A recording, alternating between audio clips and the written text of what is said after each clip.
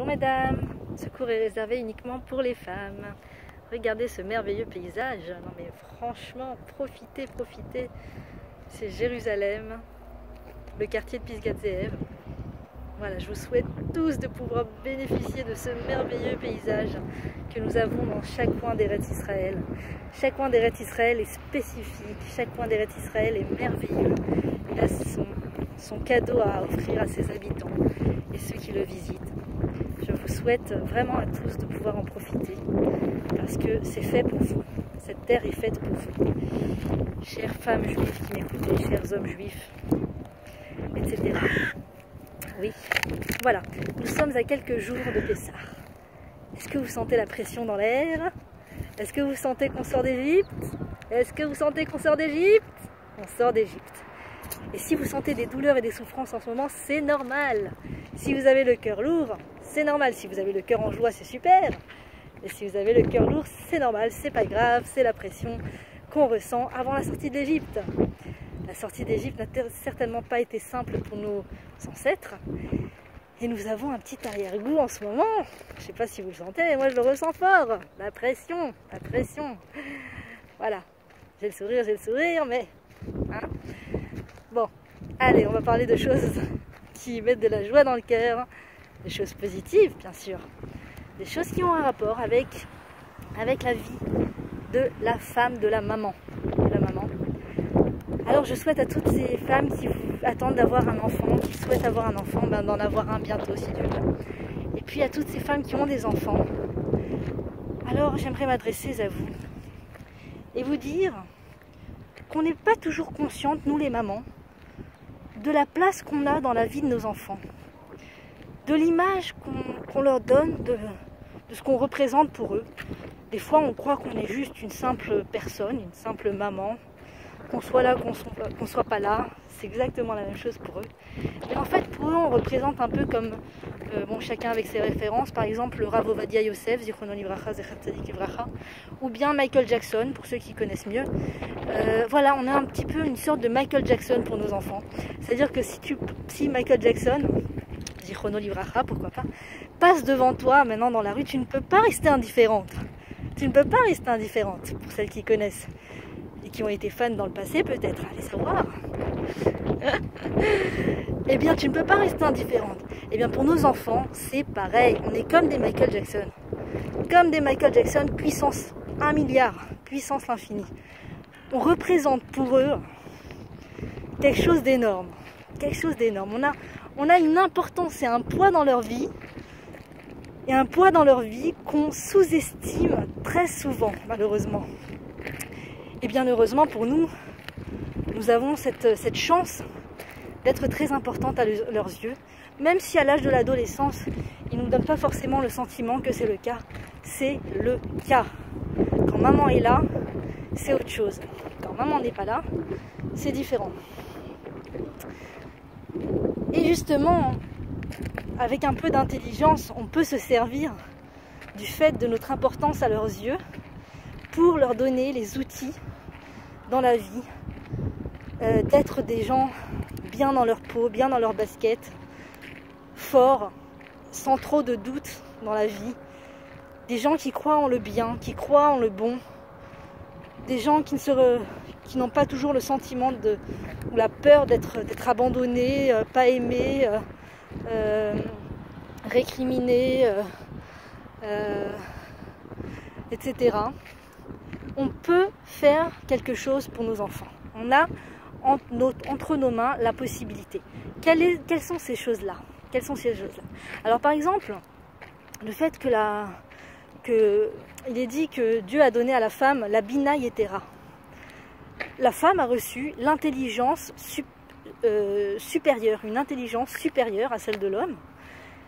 C'est cette même intelligence qui va lui servir de pouvoir ressentir en fait les membres de sa famille, de pouvoir sentir si ses enfants vont bien, s'ils passent par quelque chose d'un petit peu difficile ou très difficile, ce qui est le cas pour beaucoup d'adolescents et parfois d'enfants, que Dieu préserve, ou si justement ils sont en train de passer par des joies et ils ont besoin de raconter ces joies, de partager ces joies avec leur maman. c'est cette fameuse Bina Yetera, cette fameuse intelligence supérieure de la femme, une genre d'intelligence émotionnelle comme ça, qui fait qu'on va ressentir ces choses-là chez les membres de notre famille. Et pour pouvoir se servir de cette fameuse intelligence que Dieu nous a donnée, il faut avoir l'esprit libre. L'esprit libre. Voilà, je vous avais dit que ça aurait un rapport avec Pessah. Il faut se libérer de toutes ces choses qui viennent nous accaparer l'esprit pour nous voler, nous substituer à nos enfants. D'accord? C'est-à-dire que les enfants, au lieu d'avoir une maman présente et là, et bien dans sa peau, et qui les écoute, etc., et bien parfois ils ont une maman ou qui n'est pas là physiquement, carrément, ou bien qui, quand elle est là, elle a l'esprit vers son métier, vers sa carrière, vers ses études, vers son diplôme, vers les voisins, vers les invités, vers le fait de vouloir réussir sa tarte, comme ça elle aura, tout le monde l'applaudira, tous les invités pourront l'applaudir, par le fait d'avoir une maison étincelante pour que les invités puissent s'exclamer « Oh, mais quelle femme incroyable vous êtes, vous avez une maison tellement propre et vous faites des gâteaux tellement bons. » Des fois on a l'esprit accaparé par ces choses-là, qui fait que quand notre enfant il vient pour nous parler ou qui nous tire la jupe et tout, on va se mettre dans des états où il y a peu de patience, pour être douce, et bien où il n'y a pas beaucoup de patience, parce qu'en fait on a l'esprit occupé ailleurs. Et tout le travail de la femme, en fait, ça va être de mettre en ordre son échelle de priorité et d'arrêter de faire ce geste-là que la société souvent nous pousse à faire, qui est de mettre nos enfants au second rang et de les remettre au premier rang, en fait, avec le mari bien entendu, mais de remettre les enfants au premier plan de toutes nos pensées et de toute notre inquiétude entre guillemets, voilà, que notre volonté de bien faire aille vers nos enfants et non pas aille vers les voisins, le métier, la société, émerveiller les gens autour de nous. Et en fait c'est nous-mêmes, en fait, c'est-à-dire que c'est nous-mêmes. Quand on veut que les invités soient en émerveillement devant une tarte qu'on a mis 2 heures à cuisiner, qu'on a mis 1 semaine à préparer dans sa tête, et va faire les courses et achète la chantilly, achète le machin et tout, toutes ces choses là qu'on fait, en fait c'est en fait on met au centre nous-mêmes, notre propre personne. Je veux que les gens m'acclament, je veux que les gens me disent que je suis génial. Et quand on veut que les gens nous disent qu'on est génial, eh bien ça demande beaucoup d'énergie, et ça fait qu'on oublie un petit peu les enfants. Et les enfants, c'est eux qui ont besoin qu'on leur dise qu'ils soient géniaux.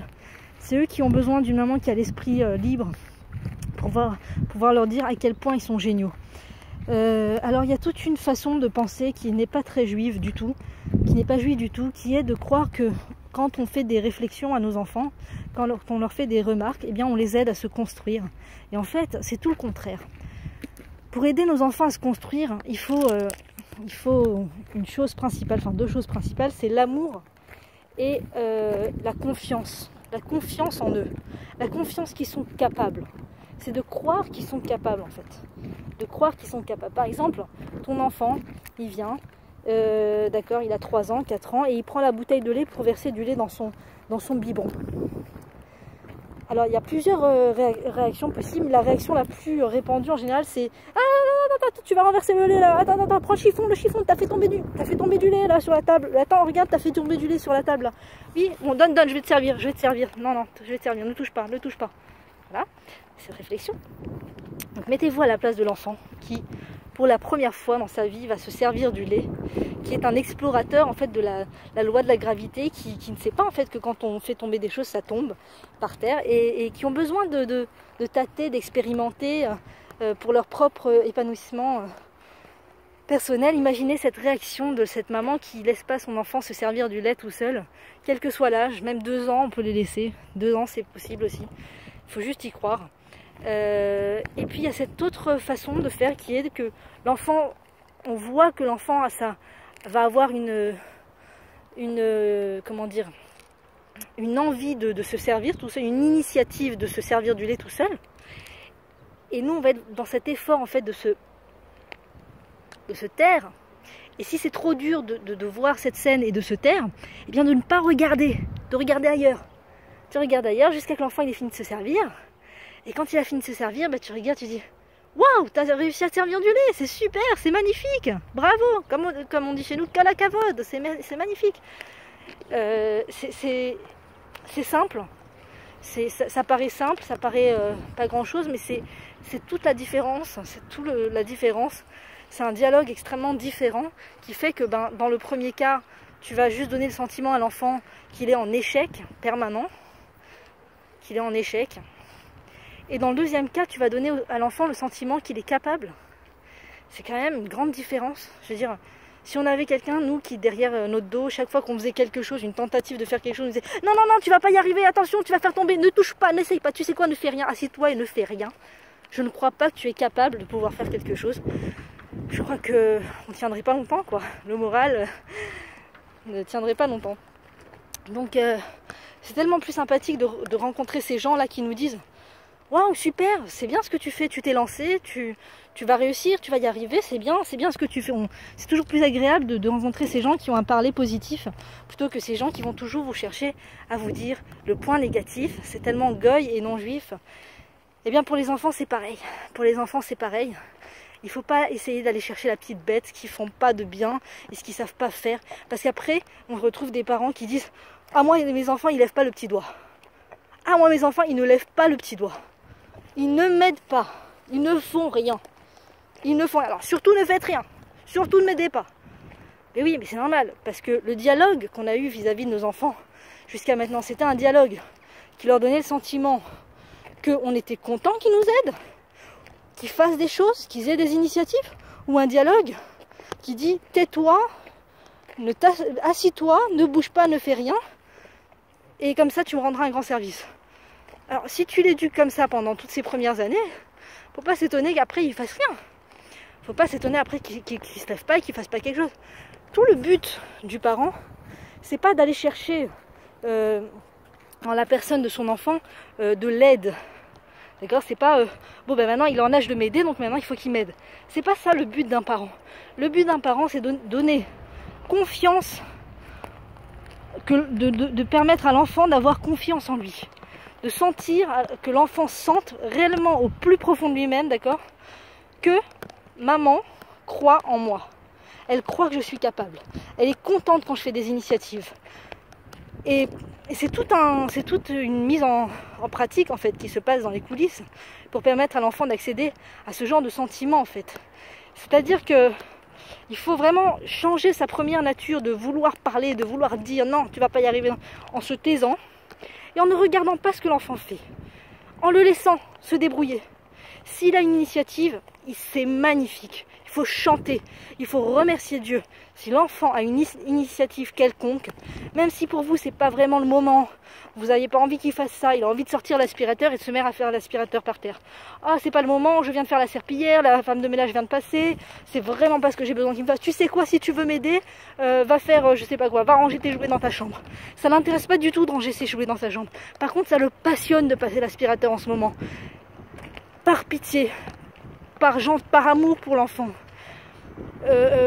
Pour lui faire ce cadeau qui est que quand il va avoir une initiative, il va pas avoir tout le temps derrière quelqu'un qui le casse dans son initiative, qui veut lui changer son initiative, qui veut lui faire accepter l'initiative de l'autre. Non, ne fais pas ça, fais ce que je te dis. Il faut justement se retenir et être content que l'enfant ait des initiatives. Et quand il a une initiative, le laisser faire de A à Z. Ne pas aller arranger la nappe, il a voulu mettre la table, ne pas arranger derrière lui, ne pas lui dire ce qui va pas. La prochaine fois, essaye de mettre un peu plus d'eau, un peu plus de choses, mais plus de sel, moins de ça, fais passer ça. Le laisser faire ses propres expériences et sur ce qui réussit, parler. Parlez de ce qui réussit. Ne parlez pas de ce qui n'a pas réussi à vos yeux. Ne lui parlez pas de ce qu'à vos yeux il n'a pas réussi. Parce que d'abord, pour lui, il a réussi. De montrer l'échec face aux yeux de l'enfant, ça n'aide pas l'enfant à se construire. Ça n'aide pas l'enfant à s'améliorer. C'est valable pour les êtres humains aussi, pour les adultes surtout. Et le mari, c'est pareil. c'est pareil. Quand la personne, l'enfant en tout cas, a une initiative, ne parler que de ce qu'il a réussi à faire. Il n'y a que ça qui va l'aider à avancer, à se développer, à croire en lui, à croire qu'il est capable, à aimer prendre des initiatives. Il va avoir le goût des initiatives. Et ça, c'est super, super important si on veut avoir des enfants vivants, si on veut avoir des enfants qui vivent, si on veut avoir des enfants qui sont éduqués et non pas élevés. Souvent, les gens disent ah, il y a des enfants, ils sont super bien éduqués, hein. Ils parlent pas, ils sont assis, ils font pas de bruit, ils se salissent pas. Je n'appelle pas ça des enfants bien éduqués, j'appelle ça des enfants qui ne vivent pas, des enfants qui sont juste élevés, quoi. C'est de l'élevage en fait. Comme on élève un chien à ne pas aboyer, on élève un chien à ne pas courir quand on n'a pas envie qu'il court, on élève un chien à ne pas nous sauter dessus quand on n'a pas envie qu'il nous saute dessus. Eh bien on va élever un enfant à faire le silence, à faire bonne figure devant les autres. Et ça, c'est pas de l'éducation, c'est de l'élevage. Ça casse l'enfant de l'intérieur, ça casse son envie d'être, ça casse sa volonté d'être. Ça n'est qu'une mascarade. Et c'est pas un cadeau qu'on fait à l'enfant, c'est juste pour son propre plaisir personnel d'avoir le sentiment que les gens nous voient comme des parents modèles. C'est du mensonge. Alors, le vrai cadeau, c'est de permettre aux enfants d'être eux-mêmes, même si ça fait pas toujours bonne figure devant les gens. C'est pas important.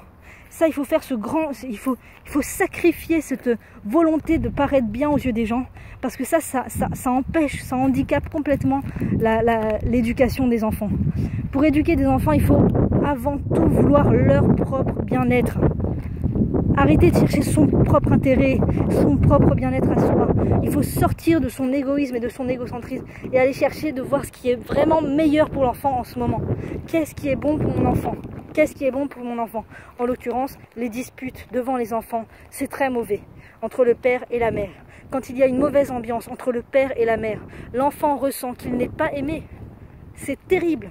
Imaginez que vous, adultes, vous entrez dans une pièce où il y a 2 ou 3 personnes qui font une tête jusqu'au parterre. Il y a un froid pas possible, un froid émotionnel, un blanc pas possible. Asseyez-vous quelques minutes là-bas. Plus de quelques minutes, Razvé Shalom, vous vous tapez un ulcère. Vous sortez de là, vous avez le moral au plus bas. Je ne sais pas pourquoi je me sens pas bien. Mais c'est normal, parce que quand il y a des gens qui font la tête, quand il y a des gens qui se disputent, quand il y a des gens qui se contrôlent pas devant les autres, eh bien, ça donne le sentiment à ceux qui sont présents, qui sont témoins de cela, qu'ils ne sont pas aimés, qu'ils ne sont pas appréciés, que c'est certainement à cause d'eux qu'il y a cette mauvaise ambiance, alors que ça n'a rien à voir. Vous pourrez dire que ça n'a rien à voir. Pourquoi l'enfant va se remettre, va penser que c'est à cause de lui qu'on fait la tête et qu'on se dispute, moi et mon mari? Ça n'a rien à voir. Mais tu ne peux pas expliquer ça à un enfant. Si même un adulte a du mal des fois à se convaincre que c'est pas à cause de lui que les gens se disputent ou font la tête entre eux, eh bien un enfant est incapable de faire ce raisonnement à l'intérieur de lui. C'est à nous, la femme, la mère, de faire cet effort de ne pas se disputer avec le mari devant les enfants, de ne pas parler de sujets épineux devant les enfants, des sujets à tension devant les enfants. C'est leur éviter beaucoup de problèmes, beaucoup de mal-être, leur éviter beaucoup de sentiments de ne pas être aimé. Et après, un enfant qui part avec ce sentiment dans la vie de ne pas être aimé, eh bien il est en permanence avec cette lacune que quoi qu'il va faire, il va avoir le sentiment qu'il va déplaire, qu'il ne va pas être apprécié, et donc il n'osera pas être lui-même, parce qu'il a peur que chaque action qu'il va faire va déplaire aux autres.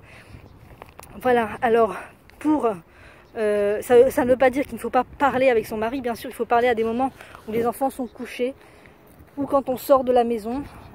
Parler avec son mari, et il faut parler, c'est très important de crever l'ulcère, de crever l'abcès, c'est très important, mais pas devant les enfants. Essayer de permettre à l'enfant qu'il y ait une bonne ambiance autour de lui, c'est très très important. Je sais, des fois on n'a pas vraiment le moral, on n'est pas vraiment super, on n'a pas super envie de rigoler, on n'a pas la joie dans le cœur, etc. Il faut essayer de montrer un visage souriant à nos enfants, essayer de se souvenir que notre visage, c'est ce qu'ils voient en permanence, en fait, ils le voient. Nous, on oublie que notre visage, il le voit, mais il le voit. D'accord? Alors il faut avoir conscience de ça et sourire, en fait, sourire même quand on n'est pas très bien. Je sais, c'est hyper dur, mais il faut penser à nos enfants, en fait, il faut faire ça pour eux. Et voilà, Ça, c'est des choses qui permettent aux enfants de se sentir mieux dans leur peau. Voilà, leur permettre de prendre des initiatives par eux-mêmes et ne pas les arrêter en pleine initiative. Et quoi qu'ils fassent, aller chercher le bien dans ce qu'ils ont fait et parler du bien. Parler du bien. Parler du bien. C'est tellement juif et tellement israélien justement de voir le bien et de parler du bien. C'est pas ce qu'on nous habitue à faire dans les autres pays. C'est pas, enfin moi j'ai vécu en France, c'est pas du tout la mentalité là-bas, pas du tout. Là-bas c'est tu mets le doigt sur ce qui va pas. Tu mets enfin en tout cas moi je l'ai vécu comme ça. C'est beaucoup, tu mets le doigt sur ce qui va pas, mais ça ne fait rien avancer et ça casse les gens. Ça casse le moral des troupes, ça casse le moral des gens, ça casse le moral des enfants. Et les enfants ne le montrent pas forcément sur le moment, mais ça les dérobe de leur confiance en eux. Et c'est très important de parler du bien de ce que les enfants ont fait. Ils ont fait un dessin, surtout n'allez pas chercher le défaut, t'as fait une faute. Ah, t'as oublié de... Comme ça tu dessines papa? T'as oublié de lui mettre un bras? Mais pourquoi cette couleur? Quel rapport avec cette couleur? Ça, tout ça, il faut baser complètement. Il faut passer au mode positif, au mode voir le bien, chercher le bien, tout ce qu'ils font. Il a rangé sa chambre, ça lui a demandé un effort énorme. Alors c'est pas exactement la façon dont on avait envie qu'il range sa chambre, mais lui ça lui a demandé un effort énorme. C'est ça qu'il a réussi pour l'instant à produire. Et de cette production-là, il faut parler en bien. Sinon, il n'aura jamais envie de le refaire. C'est clair qu'il n'aura pas envie de le refaire. Il se dira, quoi que je fasse, maman n'est pas contente. Quoi que je fasse comme initiative, elle trouvera toujours quelque chose de négatif à dire. Et ça démotive, ça démoralise, ça déprime, que Dieu préserve. Ça peut déprimer à l'âge de l'adolescence. Permettre aux enfants de faire les choses et croire, voilà, c'est Emouna Ve'ahava. L'amour, avoir envers son enfant de l'amour et de la confiance. La confiance, c'est croire qu'il est capable. Croire que mon enfant est capable de réussir. Parce que j'ai envie qu'il réussisse de la façon dont j'ai envie qu'il réussisse, ça s'appelle pas réussir. Ça s'appelle de l'élevage, encore une fois. Ça s'appelle élever son enfant, ça s'appelle faire exactement ce que tu veux à ton enfant. Mais c'est pas, tu n'as pas développé ni son envie d'être intérieur, ni son potentiel intérieur, ni sa confiance en lui. Tu n'as rien développé quand tu fais ça. Quand je fais ça, quand on fait ça, on le fait tous. Enfin, je le fais en tout cas. Je sais pas pour vous, mais moi ça m'arrive beaucoup. Donc je me travaille et c'est quelque chose dont je voulais parler avec vous. Se travailler, et puis nous, ça nous fait vraiment évoluer, ça nous fait apprendre à voir le bien, à parler du bien, à parler en bien, du bien, et arrêter de chercher toujours la petite bête, les trucs qui ne vont pas. Parler de ce que la personne a bien fait. C'est trop important pour donner le moral à nos enfants et aux gens qui nous entourent et au mari. C'est très important de ne pas aller chercher les défauts et les choses qui vont pas. Des fois il y a des questions toutes simples, toutes bêtes qui sont vraiment cet effet qu'on a été chercher le défaut. Par exemple, je sais pas, le mari qui a fait la cuisine, pourquoi tu t'es pas servi de la sauce tomate déjà ouverte?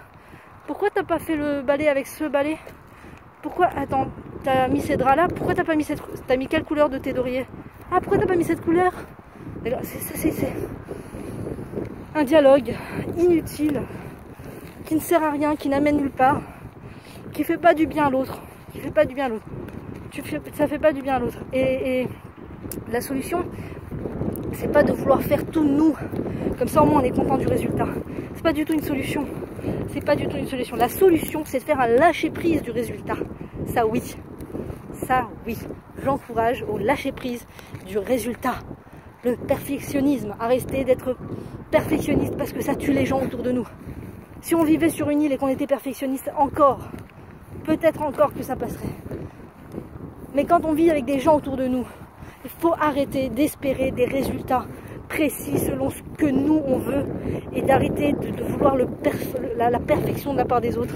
C'est une quête qui ne mène nulle part, c'est une quête perdue d'avance, c'est une quête qui fait beaucoup de mal aux gens autour de nous.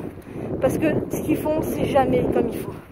Nous on dit, non c'est très bien, mais c'est juste que je veux juste lui dire qu'il n'a pas bien tiré le drap sur le côté.